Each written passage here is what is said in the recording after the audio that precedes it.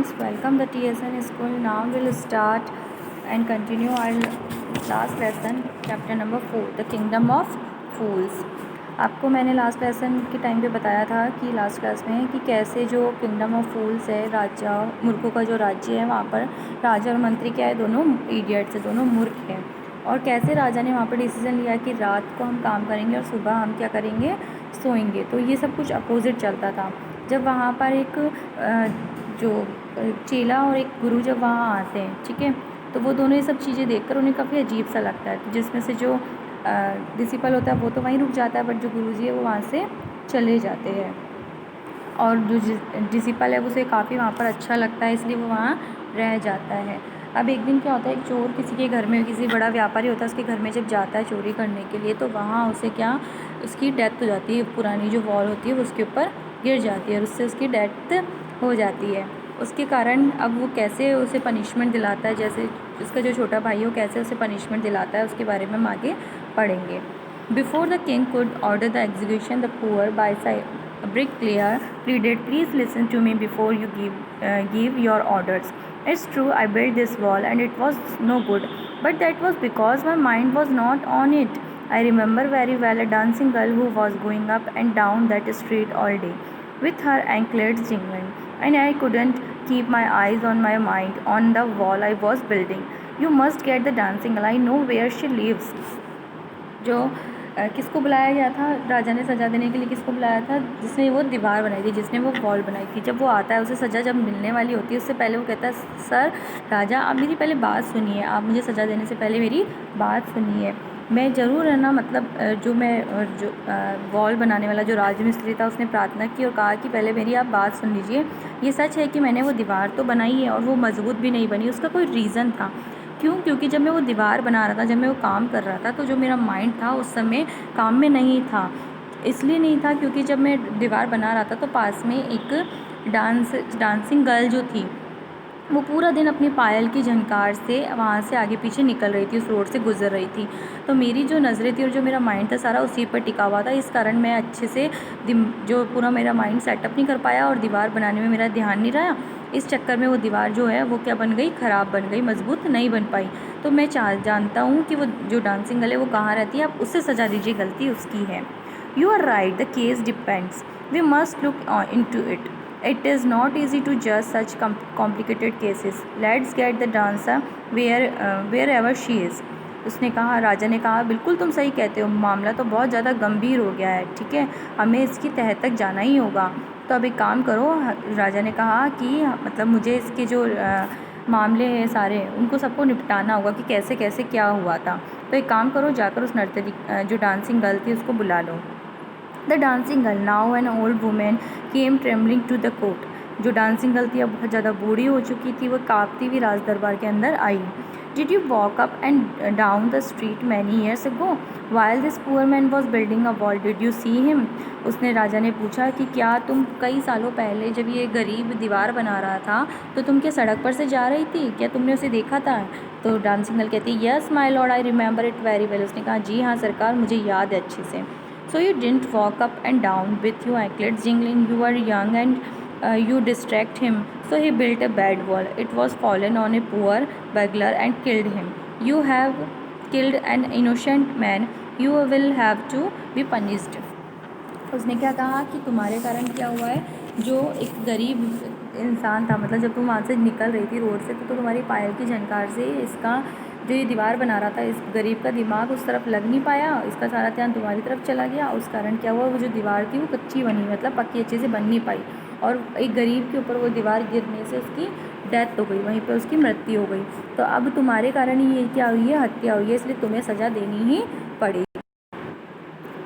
She thought for a minute and said, my lord, wait, I know now why I was walking up and down that street. I had given some gold to the goldsmith to make some jewelry for me. He was a lazy scoundrel. He made so many excuses, said he would give it now and he would give it then, and so on all day. He made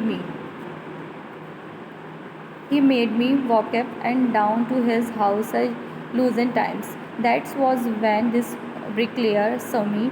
It's not my fault, my lord. It's the damned goldsmith's fault. जो dancing girl थी उसने कहा, उसने सोचा पहले तो 1 minute और फिर से बोला, सरकार रुकिए, मुझे याद आ गया कि मैं उस दिन उस सड़क पर से क्यों जा रही थी, क्योंकि मैंने गोल्ड स्मिथ जो सुनार होता है उसे अपने कुछ आभूषण दिए थे सही करने के लिए, बनाने के लिए।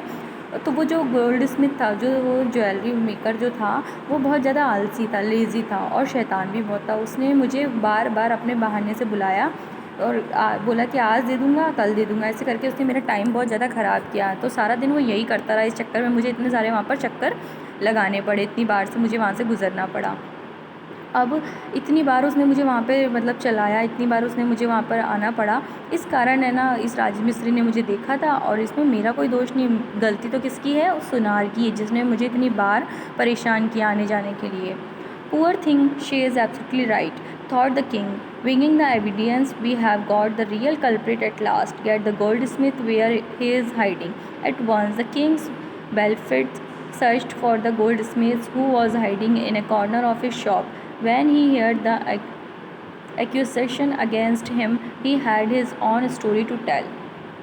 जब जो मतलब पुअर जो महिला थी, उसकी बेचारी महिला की जब बात सुनी राजा ने, तो राजा ने कहा, अच्छा एकदम तुम सही कह रही हो, आखिरकार हमने जो लास्टली मतलब जो हत्यारा था उसे हमने पकड़ ही लिया है। अब एक काम करो, उस सुनार को फटाफट से बुलाओ, वो कहाँ भी छिपा है उसे फ़ौरन बुलाओ। अब उसकी खोज की जाने लगी और वो कहाँ मिला? अपनी दुकान पर बैठा हुआ एक कोने में छिपा हुआ मिला। जब उसने ये सारी बातें, जब राजा को पता चली कि अच्छा मेरे साथ मतलब सॉरी जो सुनार था उसको जब ये सारी बातें पता लगी कि अब मेरे साथ ऐसा होने वाला है, तो उसने अपनी कहानी नई बनाकर सुनाई। My lord, he said, I am a poor goldsmith, it's true, I made this dancer come many times to my door, I gave her excuse because I couldn't finish making her jewelry before I finished the rich merchant's order. They had a wedding coming and they wouldn't wait. You know how impatient rich men are. उसने क्या कहानी बनाई कि हाँ सरकार, मेरी गलती है कि मैंने मतलब इसको बार बार, इस जो लेडीज़ है, इसको लेडी जो है इसको मैंने बार बार अपने यहाँ बुलाया था, बार बार ये परेशान किया था, क्योंकि मैं इसका काम कर नहीं पाया था ढंग से। बट इसका भी कोई रीज़न था, क्योंकि मैं क्या कर रहा था, एक जो रिच मर्चेंट था, मतलब एक रिच जो व्यापारी था, उसके आभूषण बना रहा था, क्योंकि उसके घर में क्या थी, शादी थी। और आपको तो पता ही है कि जो अमीर लोग होते हैं वो कितने नखरे वाले होते हैं, कितने ज़्यादा परेशान करने वाले होते हैं। तो वो इंतज़ार कर नहीं रहे थे अपने आभूषण बनाने के लिए, अपनी ज्वेलरी का वो वेट नहीं कर रहे थे, तो सबसे पहले मुझे उनकी ज्वेलरी बनानी पड़ी। इस चक्कर में मैं इस लेडी की ज्वेलरी बनाने के अंदर लेट हो गया। तो इसमें मेरी कोई गलती नहीं, गलती किसकी है? उस मर्चेंट की है जो मुझ पर प्रेशराइज़ कर रहा था। Who is this rich merchant who kept you from finishing this poor woman's jewelry, made her walk up and down, which distract this big layer, which made a mess of his wall, which has no fallen on the innocent man and killed him? Can you name him? तो उस धनी व्यक्ति से राजा ने पूछा कि तुम्हारे कारण है ना जो ये लेडीज़ है, ये पहले तो मतलब इसका जो काम नहीं हुआ उसके कारण ये बार बार इस रोड पे से गुजर रही थी, रोड पे से गुजरने के कारण जो राजमिस्त्री था वो उसका ध्यान भटक गया और वो दीवार ख़राब हो गई, और उस दीवार ख़राब होने से क्या हो गया, एक निर्दोष व्यक्ति के ऊपर वो गिर गई और उसकी जान चली गई। तो क्या तुम अब उसका नाम बता सकते हो कि वो जो मर्चेंट था वो कौन था? उसका नाम अब तुम हमें बता।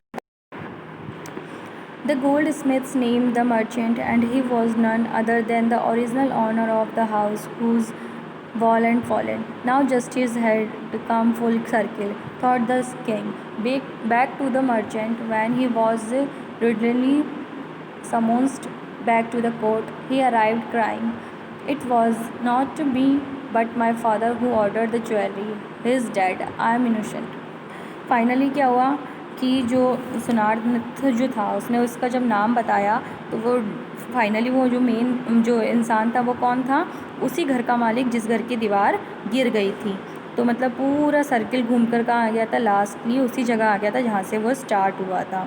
तो राजा ने कहा कि उससे फिर से बुलाया जाए, और वो जब उसे बुलाया गया तो वो जो इंसान था जिसके घर की वॉल टूटी थी वो आया चीख मारता हुआ। उसने कहा, सर मैं वो व्यक्ति नहीं हूँ, क्योंकि जो मतलब ज्वेलरी का जिसने ऑर्डर दिया था वो तो मेरे पिताश्री थे, अब उनका तो क्या हो चुका है, डेथ हो चुकी है, उनकी देहांत हो चुका है। अब मैं तो निर्दोष हूँ, मैंने तो ज्वेलरी का ऑर्डर दिया ही नहीं था, तो मेरी कोई गलती नहीं है।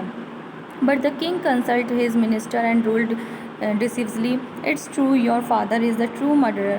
He is dead, but somebody must be punished in his place. You have inherited everything from that criminal fathers of yours." his riches as well as his sins. I knew at once, even when I first set eyes on you, that you were at the root of his horrible crime. You must die. राजा ने कहा और अपने मंत्री से सलाह ली और निर्णय लिया कि ये तो सच है कि तुम्हारे जो फादर थे वो असली कातिल थे, बट अब वो तो संसार में है नहीं, वो संसार से जा चुके हैं, तो उसके स्थान पर क्या होगी, तुम्हें ही सज़ा मिलनी चाहिए, क्योंकि तुम्हारे पिता के कारण ही क्या हुई थी, ये सब काम हुआ था। और अब जैसे जैसे तुमने मतलब अपने पिता की जो सारी संपत्ति थी वो किसे मिली, तुम्हें मिली, उसका फ़ायदा तुम उठा रहे हो, तो उसी तरीके से जो उनके पाप और जो बुरे कर्म है उनका रिजल्ट भी तुम्हें ही भुगतना पड़ेगा, मतलब उसका भी भुगतान तुम्हें ही करना पड़ेगा, तो अब तुम्हें ही मरना पड़ेगा। And he ordered a new stake to be made ready for the execution. As the servants sharpened the stake and got it ready for the final impaling of the criminal, it occurred to the minister that the rich merchant was somehow too thin to be properly executed on the stake. He applied to the king's common sense. The king too worried about it.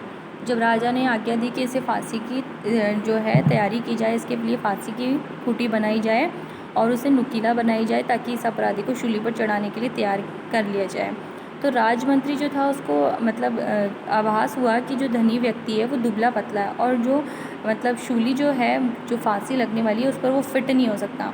तो उसने राजा से एक निवेदन किया कि इस राजा को इस बात की चिंता हो गई, मतलब जब राजा को ये बात पता चली कि जो शूली है मतलब जिस पर फांसी लगनी है वो तो बहुत बड़ा है और जिसको फांसी दी जा रही है वो बहुत क्या है, बहुत ज़्यादा पतला दुबला है।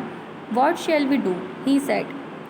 When suddenly it struck him that all they needed to do was to find a man fat enough to fit the stake. Stake means फांसी, ठीक है। The servants were immediately sent all over the town looking for a man who would fit the stake, and their eyes fell on the disciple who had fattened himself for months on bananas and rich and wheat and ghee. तो राजा को ये बात समझ में आई और अब राजा ने कहा अच्छा अब हम क्या करें। उसने पूरी बात को समझा और कहा कि ठीक है अब हम ऐसे मोटे व्यक्ति को खोजा जाए जो मेरी स्टैक है उस पर अच्छे से फिट हो जाए।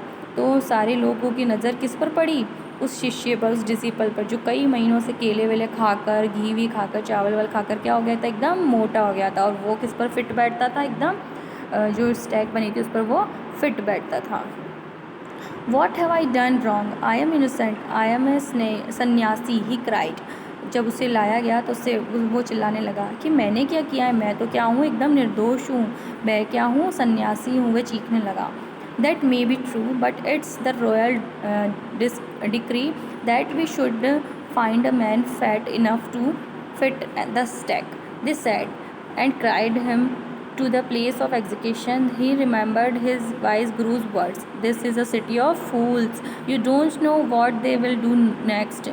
While he was waiting for death, he prayed to his guru in his heart, asking him to hear his cry wherever he was. The guru saw everything in a vision. He had magic powers, he could see far, and he could see the future as he could see the present and the past. He arrived at once to save his disciple who had got himself into such scrap thought love of food. उसने कहा ये तो सच है कि तुमने कुछ नहीं किया है, बट जो तुमने शाही फूड खाकर जो तुम ऐसे मोटे हो गए हो तो अब तुम क्या हो, हमारी स्टैक पर एकदम फिट बैठते हो, तो अब तुम्हें ही फांसी दी जाएगी। अब शिष्य को अपनी गुरु की बात याद आ गई कि गुरु ने कहा था कि ये क्या है, मूर्खों की नगरी है और तुम्हें तुम्हारे साथ कब कुछ गलत हो जाए या तुम्हारे साथ ये कैसा मतलब बुरा व्यवहार कर दे तो तुम्हें कुछ पता नहीं होगा। तो गुरुजी ने कहा भी था कि यहाँ मत रहो, मतलब उसने साथ जाने के लिए ज़िद भी की थी, बट डिसिपल नहीं माना उसे, तो सारी चीज़ें सस्ते में मिल रही थी, इस चक्कर में वो वहाँ रुक गया। तो अब कुछ ही टाइम बचा था, उसकी मौत आने वाली थी, मतलब उसे फांसी दी जाने वाली थी। तो इतने में उसने अपने गुरुजी को याद किया मन से और प्रार्थना करने लगा कि गुरुजी अब जहाँ कहीं भी है मेरी बात सुने और मुझे यहाँ से बचाए आकर।